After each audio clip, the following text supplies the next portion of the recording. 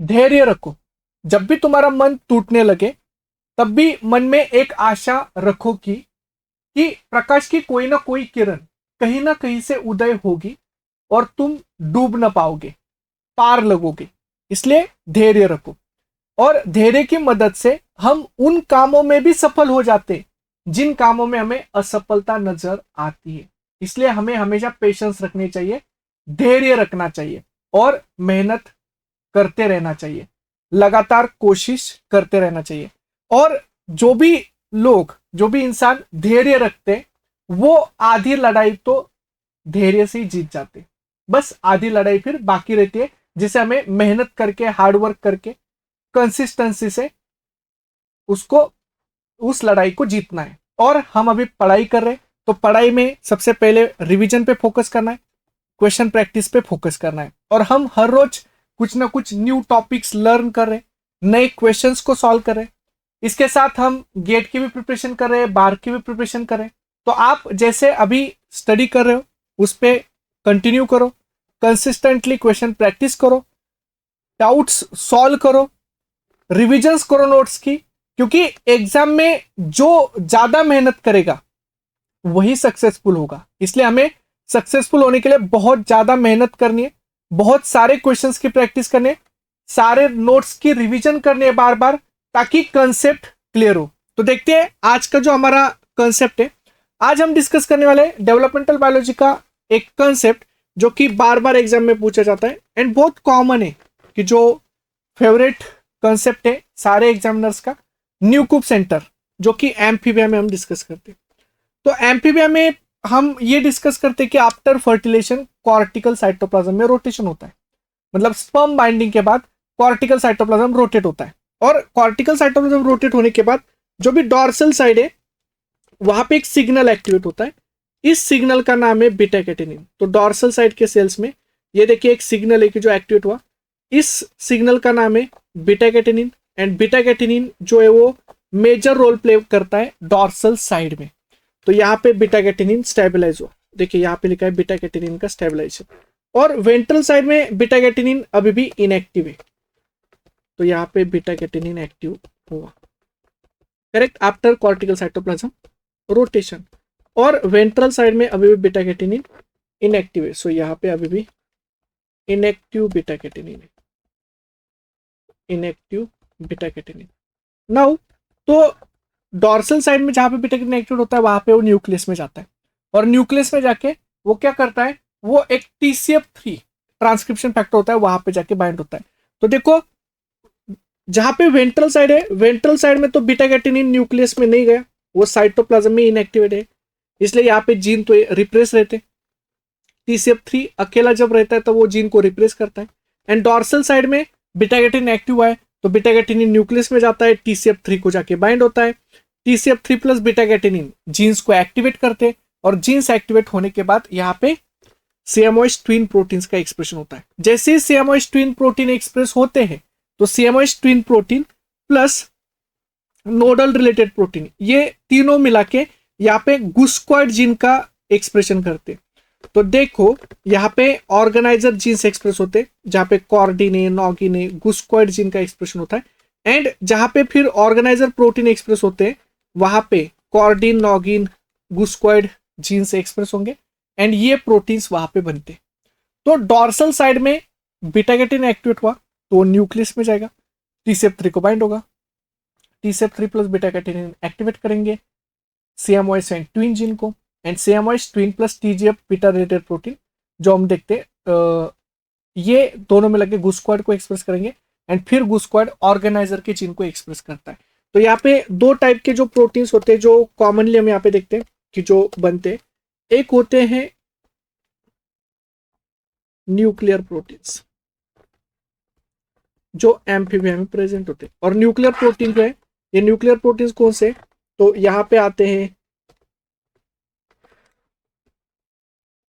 सियामोइस gene, सियामोइस protein है, twin protein है, as well as यहाँ पे हम देखते हैं कि सियामोइस ट्विन, OTX है, ये सारे ट्रांसक्रिप्शन फैक्टर है। Okay, so these are all the, जैसे बीटा कैटेनिन है, ये जनरली ट्रांसक्रिप्शन फैक्टर का काम कर रहे हैं, इन न्यूक्लियर प्रोटीन्स में आते हैं। तो बीटा कैटेनिन ट्रांसक्रिप्शन फैक्टर है ऑलरेडी, बट सियामोइस, ट्विन, ओटीएक्स ये सारे जो है वो न्यूक्लियर प्रोटीन्स में आते हैं। और दूसरा यहाँ पे होते हैं सिक्रेटेड प्रोटीन, तो secreted proteins, and secreted proteins में मेजरली हम देखते हैं यहाँ पे आते हैं noggin, chordin, follistatin, then hedgehog, then nodal related protein, nodal related protein, ये सारे प्रोटीन्स जो वो सिक्रेटेड प्रोटीन्स में आते हैं। ओके, तो this are the secreted protein. तो ये दोनों को भी याद रखना, एक होता है न्यूक्लियर प्रोटीन्स एंड दूसरा होता है सिक्रेटेड प्रोटीन। अब देखो ये जो डॉर्सल साइड है यहाँ पे न्यूक्लियर सेंटर बनता है। ये जो न्यूक्लियर सेंटर है इसके क्या क्या प्रॉपर्टीज होते हैं? तो न्यूक्लियर सेंटर जो होता है, न्यूक्लियर सेंटर जहां पे बीटा कैटेनिन एक्टिव होता है वहां पे ये फॉर्मेशन होता है। एंड इसकी जो प्रॉपर्टी देखो, तो डॉर्सल साइड में जहां पे बीटा कैटेनिन एक्टिव हुआ तो यहाँ पे बीटा कैटेनिन प्लस वेग 1 एंड वेग 2 होता है। सो बीटा कैटेनिन प्लस वेग 1 एंड वेग 2, ये देखो ग्रेडियंट, ये डॉर्सल साइड में। और वेंट्रल साइड में जो ग्रेडियंट है वो क्या है? तो वो आपको दिख रहा है वेग 1 एंड वेग 2 का ग्रेडियंट है वेंट्रल साइड में। तो जहां पे बीटा कैटेनिन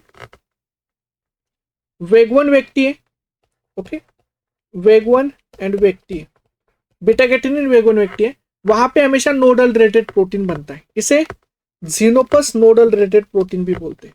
इसे क्या बोलते हैं? XNR protein. And XNR protein means Xenopus nodal related protein. जहां पे XNR प्रोटीन हाई होता है, देखो यहाँ पे XNR प्रोटीन, जहां पे भी XNR प्रोटीन हाई होता है वहां पे न्यूक्लियर सेंटर बनता है। तो न्यूक्लियर सेंटर हमेशा डॉर्सल मोस्ट वेजिटल रीजन में बनता है जहां पे XNR प्रोटीन हाई होता है। ओके, तो इस वाले रीजन में न्यूक्लियर सेंटर फॉर्मेशन हुआ जो कि XNR प्रोटीन की वजह से हुआ। एंड ये जो न्यूक्लियर सेंटर है जो यहाँ पे बना, इस न्यूक्लियर सेंटर के कुछ प्रॉपर्टीज है।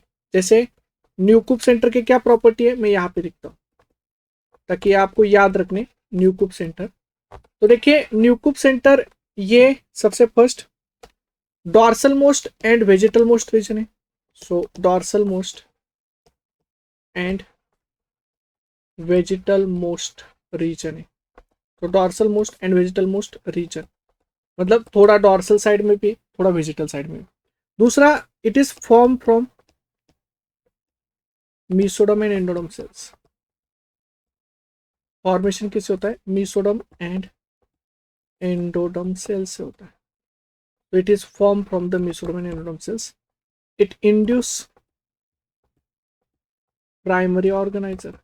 ये क्या करता है? ये प्राइमरी ऑर्गेनाइजर को इंड्यूस करता है। So nuclear centre induce primary organiser and as well as nuclear centre यहाँ पे हाई XNR प्रोटीन होता है। तो हाई XNR प्रोटीन का ग्रेडियंट होता है। सो न्यूक्लियर सेंटर में ये जो होते हैं वो फैक्टर्स प्रेजेंट होते हैं। तो एक dorsal most and vegetal most region है। ये डॉर्सल साइड में भी होता है, वेजिटल साइड में भी होता है। ये मीसोडम एंडोडम से बनता है। ये प्राइमरी ऑर्गेनाइजर को इंड्यूस करता है। तो देखो ये जो भी ऊपर के सेल से, इसका जहां पे ग्रेडियंट है यहां से वो ऊपर के सेल से यहाँ पे प्राइमरी ऑर्गेनाइजर बना रहा है। तो देखो यहाँ पे ये प्राइमरी ऑर्गेनाइजर बन रहा है। ब्लू कलर का जो है वो प्राइमरी ऑर्गेनाइजर है।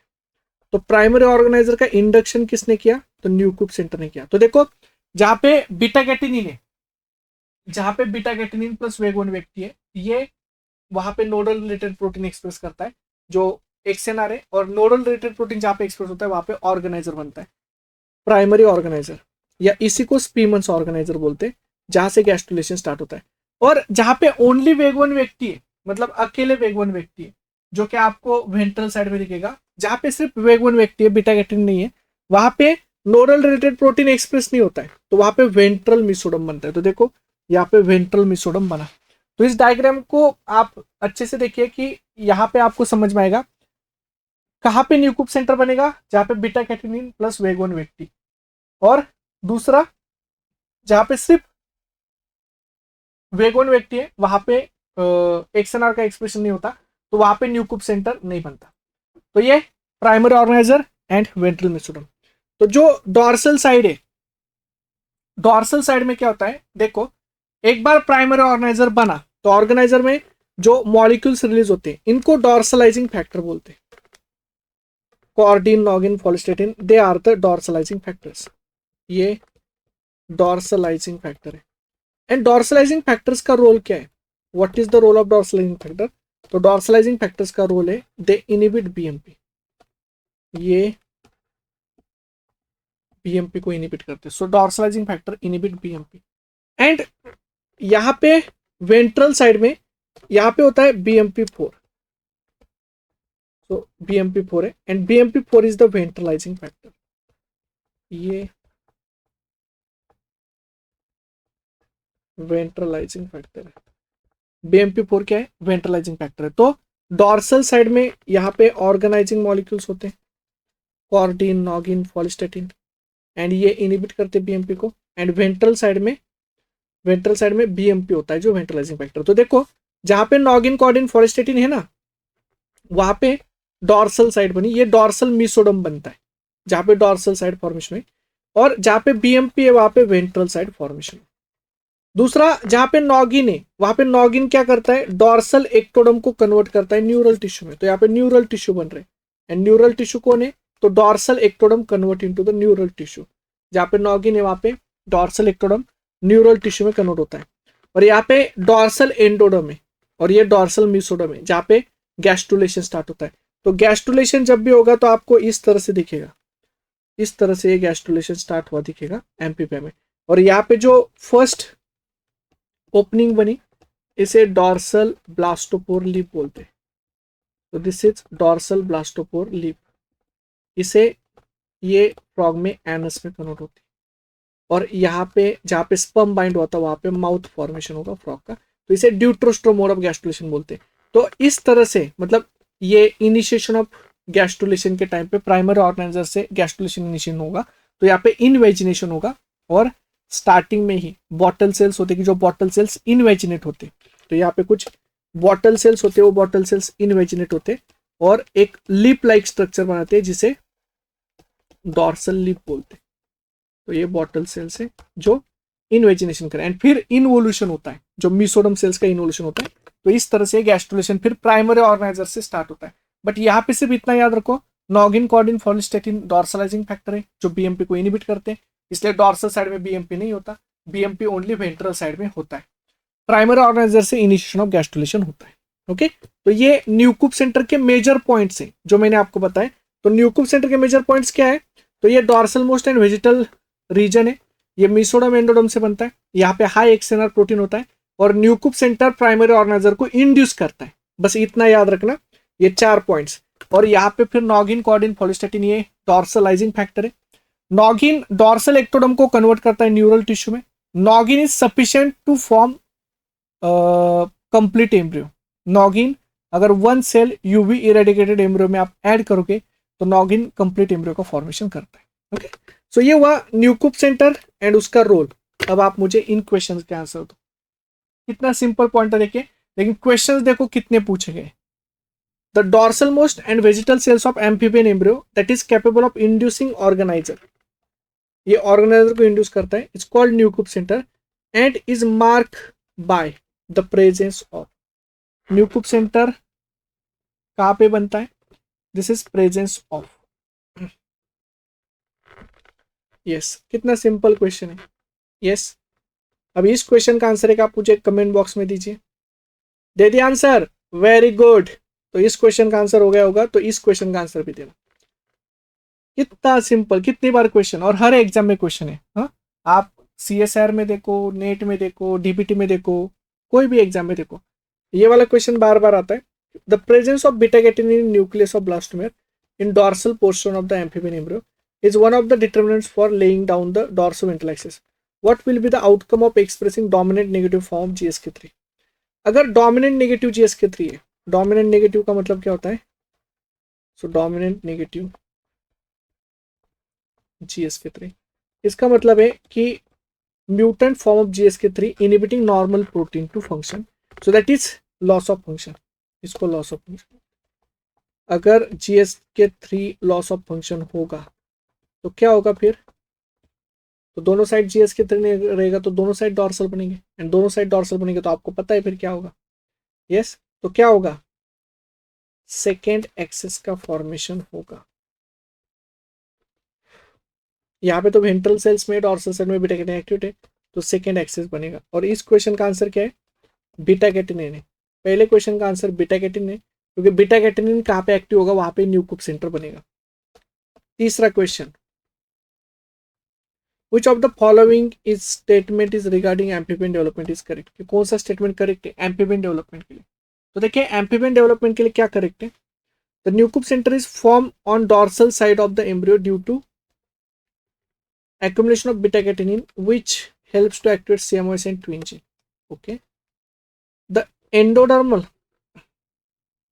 cells form neural tissue ना, endodermal नहीं, presence of BMP, presence नहीं, ectodermal होना चाहिए यहाँ पे, तो यहाँ पे ectodermal होना चाहिए, and presence of BMP नहीं, absence of BMP.